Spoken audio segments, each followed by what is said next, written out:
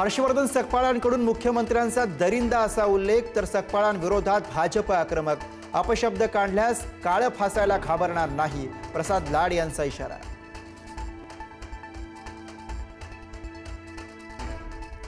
संभाव्य महाविकास आघाडी 2.0चे शिल्पकारही पवार ठरण्याची शक्यता. मनसेला मवियामध्ये आणण्यासाठी पवार काँग्रेसचं मन वळवणार का आणि पवारांच्या मध्यस्थीनंतर काँग्रेसची भूमिका बदलणार का, याकडे लक्ष.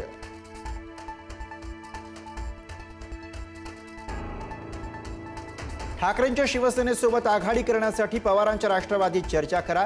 बीएमसी निवडणुकीमध्ये पवारांची राष्ट्रवादी मनसेसोबत जाणार का, चर्चांना उधाण.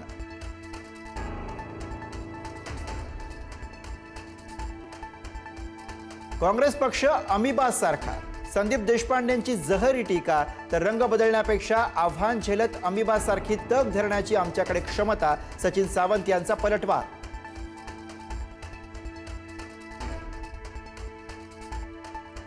मनसेला सोबत घेण्यावरून काँग्रेसमध्ये मतभेद. मनसेसाठी वर्षा गायकवाडांचा नकार, वडेट्टीवारांचा मात्र होकार. मनसेसोबत विचारधारा जुळत नाही, पण भाजप विरोधात एकत्र येणं गरजेचं, वडेट्टीवारांचं वक्तव्य.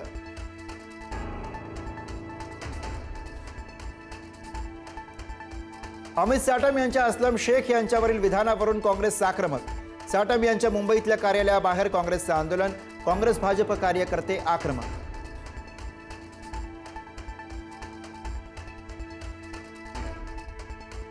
मी स्टार प्रचारक आहे, मग हिशोब कशाला, खर्चाचा विचार करू नका, गडचिरोलीतल्या प्रचार सभेत चंद्रशेखर बावनकुळे यांचं विधान.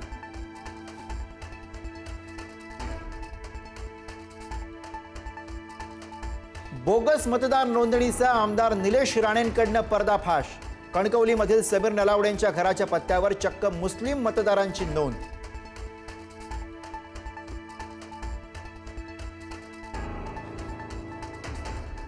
अर्णव खैरे आत्महत्या प्रकरणावरून मराठी अमराठी वाद पेटला. बाळासाहेब ठाकरेंच्या स्मृतीस्थळावर भाजपचं सद्बुद्धी द्या आंदोलन, तोंडाला काळ्या पट्ट्या लावून अमित साटम आंदोलनात सहभागी.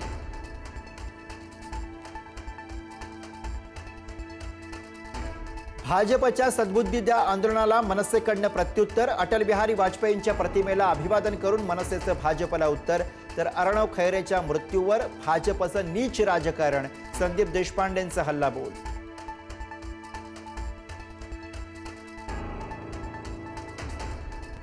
वर्ध्यात गौतमी पाटीलच्या कार्यक्रमात गोंधळ.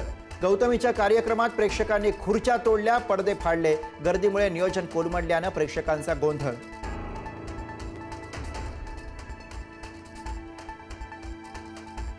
नाशिकच्या निफाड तालुक्यात 2 बिबटे जेरबंद, तर पुण्यातही एका बिबट्याला जेरबंद करण्यात यश. नागरी वस्तीत बिबटे शिरल्यानं परिसरात भीतीचं वातावरण.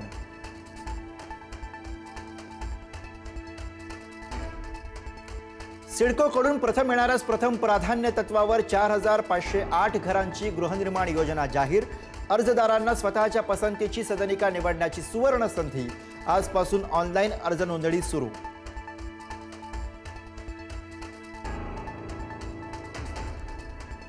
केंद्र सरकारकडून कामगार कायद्यात ऐतिहासिक बदल. 29 जुने कायदे रद्द करून 4 नव्या कामगार संहिता लागू. वर्षाच्या सेवेनंतरही ग्रॅच्युइटीचा हक्क. नोकरी पगारासह सुरक्षेचीही नवी हमी. देशातल्या कोट्यवधी कामगारांना फायदा.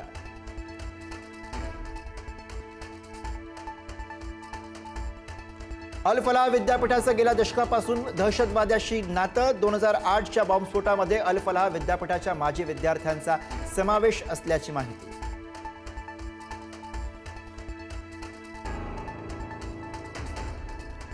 दिल्ली स्फोट प्रकरणामध्ये नवीन माहिती समोर. अल फलाह विद्यापीठामध्ये शैक्षणिक उपक्रमांच्या नावाखाली केमिकल्स आणि साहित्य बाहेर आणल्याचा संशय. पीठ गिरणीत युरिया दळायचा दहशतवादी डॉक्टर मुझम्मिल. चौकशीत माहिती उघड.